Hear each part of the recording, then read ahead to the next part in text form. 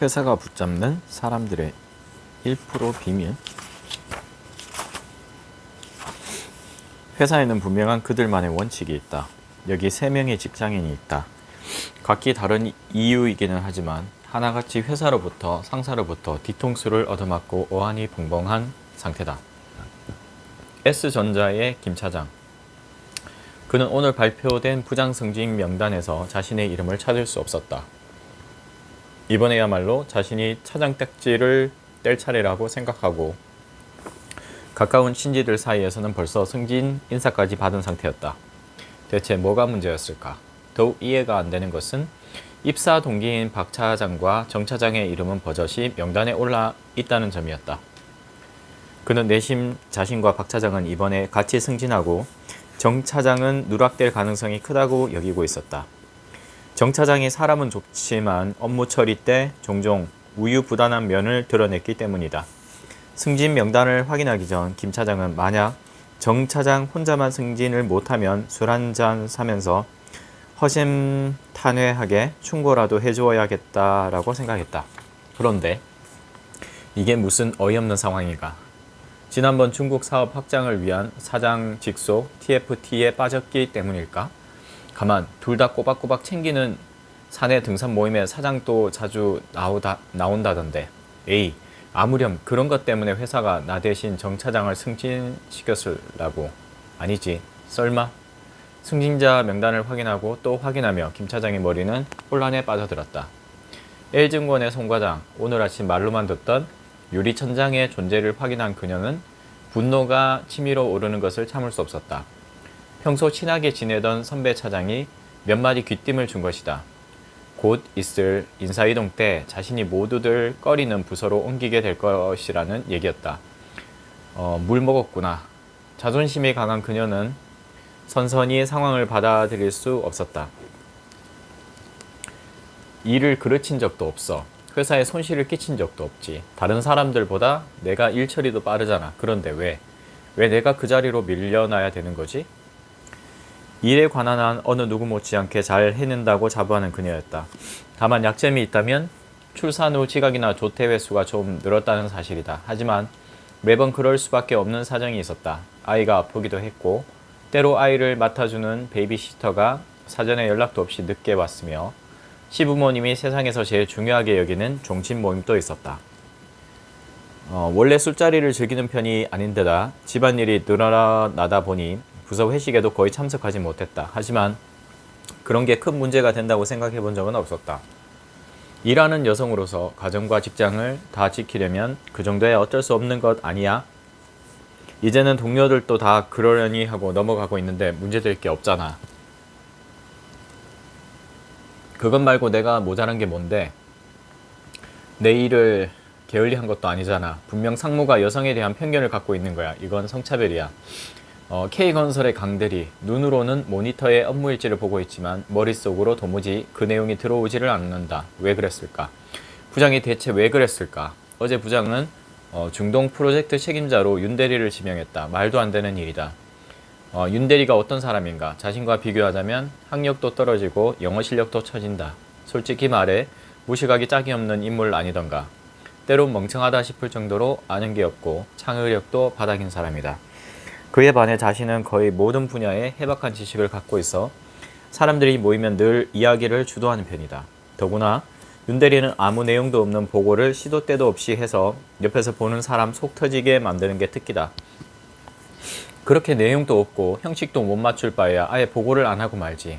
강대리는 이렇게 생각했지만 윤대리는 반대였다.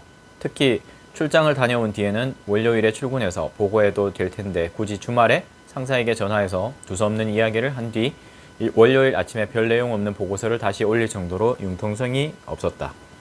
그렇게 앞뒤 못 가리는 위인한테 중책을 맡기다니. 뭐야, 혹시 부장과 윤대리가 무슨 사이라도 되는 것 아니야? 강대리는 모니터 너머로 보이는 부장과 윤대리에게 번갈아 의혹의 눈초리를 보낸다. 직장생활을 하다 보면 중요한 순간에 도무지 이해할 수 없는 일이 벌어지는 경우가 있다. 성과가 부진해서 곧 퇴출 대상이 될 것 같은 사람이 훌쩍 승진하기도 하고 당연히 승진할 것으로 생각되는 사람이 번번이 누락되기도 한다. 성실하고 유능한 사람이 뜻밖의 한직으로 밀려나는 일도 적지 않다. 같은 일을 하고 같은 성과를 낸 것 같은데도 어떤 사람은 좋은 평가를 받고 어떤 사람은 나쁜 평가를 받는다. 어떤 사람은 좋은 보직을 받고 승진을 하는데 반해 어떤 사람은 한직으로만 떠돌다 퇴출 대상이 된다. 왜 그럴까? 흔한 답은 이런 것이다. 찍혀서 또는 줄을 잘 서서. 그럴까? 정말 그뿐일까? 우리 회사에는 원칙이 없다며 불만을 털어놓는 직장인들이 많다. 그러나 절대로 원칙이 없는 회사는 없다. 그들이 모르거나 또는 모른 척해서 그렇지 모든 직장은 매우 치밀하게 짜인 조직이다. 오랜 역사를 가진 대기업은 말할 것도 없거니와 중견기업 혹은 별 시스템도 갖추고 있을 것 같지 않는 중소기업도 나름의 정교한 운영 원리 안에서 돌아간다. 그에 따라 신입 사원이 채용되고 업무 평가가 이루어지고 연봉이 책정되고 승진과 발탁이 결정된다. 서너 명, 아니 단 2명이 모여 이루는 가정 안에도 크고 작은 원칙들이 수도 없이 존재하고 그것이 지켜지지 않으면 다양한 마찰음이 새어나오는 법이다. 하물며 몇십 명에서 몇십만 명에 이르는 구성원을 거느린 기업에 어떻게 원칙이 없겠는가? 얼마나 많은 원칙들이 얼마나 촘촘하게 짜여져 있겠는가? 그런데도 우리 회사에는 원칙이 없다고 쉽게 치부해버리는 사람들이 많다. 나는 진심으로 그 사람이 당신이 아니길 바란다. 그런 사람은 회사의 제1원칙이자 조직 생활의 대전제부터 무시하고 들어가는 사람이다. 바로 내 직장에는 존중해야 할 원리와 원칙이 있다는 점을 말이다. 직장 생활을 잘해서 좋은 평가를 받고 많은 연봉과 승진을 움켜쥔 기업의 임직원들에게선 한 가지 분명한 공통점을 찾아볼 수 있다. 바로 직장의 운영 원리를 이해하고 그 원리에 맞게 행동한다는 것이다. 더구나 지금은 경제 상황이 매우 어려운 직장인의 운명이 하루아침에 낙엽처럼 떨어지는 엄혹한 시절이다. 평상시와 달리 불황기에는 임직원에 대한 평가가 더욱 엄격해진다. 직장의 법칙, 운영 원리와 원칙을 이해하고 따르는 임직원은 회사가 훨씬 더 관심을 갖고 챙긴다. 반대로 직장의 원리를 부정하면서 다르게 행동하는 임직원은 설사 그가 회사를 나가더라도 붙잡지 않는다. 아니 오히려 내보내려고 애를 쓸지도 모른다. 이것은 어쩌면 너무나 당연한 이야기다. 그런데 이 당연한 얘기를 진짜로 아는 직장인을 찾기가 보통 어려운 일이 아니다. 알려고만 하면 알고 조금만 더 노력하면 완전히 달라질 수 있는데 그걸 안 하고 있으니 옆에서 보는 입장에선 안타깝기 그지없다. 성장과 발전의 길, 좋은 평가와 보상을 받을 수 있는 길을 놔두고서 고생은 고생대로 하며 회사에 대해 불평과 불만만 쌓아가는 사람들이 얼마나 많은지. 회사가 붙잡는 직원이 되고 싶은가? 구조조정에서 살아남고 승진해서 임원이 되고 싶은가? 좋은 보직을 받고 고액 연봉을 받고 싶은가? 언젠가는 회사의 CEO 명함을 넘겨받고 싶은가? 그렇다면 회사의 운영 원리와 원칙부터 파악하고 이해하고 지키고 따라야 한다. 회사가 붙잡는 직원은 바로 이것을 실천하는 사람들이다. 이 책은 모든 직장에서 적용되고 있는 직장의 법칙 가운데 직장인들이 잘 모르고 있거나 알면서도 그 중요성을 간과하고 있는 법칙들을 다루고 있다.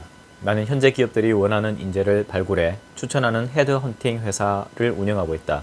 하지만 나 역시 15년 가까이 신문사에서 직장 생활을 했다. 또 회사를 설립하고 운영하는 과정에서 많은 임직원을 채용하고 교육, 훈련시킨 경험이 있다. 이 책은 내가 직장 생활을 하면서 또 신문기자로서 오랫동안 기업과 임직원들을 취재하면서 헤드헌터로서 CEO와 이직을 원하는 수많은 후보자를 만나면서 그리고 100여 명의 컨설턴트 등이 일하는 회사를 직접 경험하면서 체험하고 느낀 점을 가감없이 쓴 것이다. 자, 이제 글머리에 예로 든 세 사람의 이야기로 돌아가 보자. 그 세 사람은 헤드헌팅 회사에서 일하면서 실제로 내가 만났던 사람들이다. 그들은 자신의 회사와 상사가 취한 조처를 전혀 이해하지 못했다. 그들의 설명으로는 그 회사와 상사들은 원칙 없이 그들의 뒤통수를 가격한 황당한 존재들에 불과했다. 그러나 나는 이런 설명에 쉽게 맞장구를 쳐줄 수 없었다. 그렇게 단면적이고 좁은 시야로는 회사를 파악하고 조직의 운영 원리를 터득하기 어렵다. 상황을 보건대 그들의 상사와 회사의 사장은 모두 그들에게 취한 조처를 당연한 처사라고 믿었을 것이 틀림없다. 어째서? 이제부터 그 이야기를 차근차근 해보자. 이 책의 내용 중에는 독자들이 미처 생각하지 못한 내용도 있을 것이고 더러는 다 아는 내용도 있을 것이다. 그러나 내용이 어떤 건 읽다 보면 자연스럽게 우리 회사에, 우리 부서에 혹은 내가 아는 직장인 가운데 어떤 사람을 떠올리게 될 것이다. 그리고 그들이 왜 승진의 사장이나 임원이 됐고 어쩌다가 한직에 밀려나거나 퇴출됐는지를 조금은 알게 될 것이다. 또 스스로를 다시 한번 돌아보게 될 것이고 자신에 대한 회사와 임원과 동료들의 평가가 어떨 것인지 가늠할 수 있게 될 것이다. 그렇게만 된다면 직장인들의 생활 터전이 회사 생활이 달라질 수 있고 그 작은 변화가 자신에 대한 회사의 평가를 바꿔놓을 수 있을 것이다. 어려운 시기를 힘겹게 지나고 있는 직장인들이여 부디 움츠러들지 말고 어깨를 펴라. 멋지게 도약해 그동안 품어온 꿈을 꼭 이루시라. 이 책에 언급하고 있는 몇 가지 원리와 원칙만이라도 이해하고 실행에 옮긴다면 회사 내 평가가 최소한 한 단계씩은 올라갈 것이라고 확신한다. 이 책은 금연진 선생과 함께 썼다고 해도 과언이 아니다. 금 선생은 기자와 작가의 경험을 토대로 글의 뼈대를 잡는 것부터 살을 붙이는 것에 이르기까지 깊게 참여했다. 이 자리를 빌려 깊은 감사의 말을 전한다. 2009년 2월 봉훈사 숲이 보이는 사무실에서 신현만.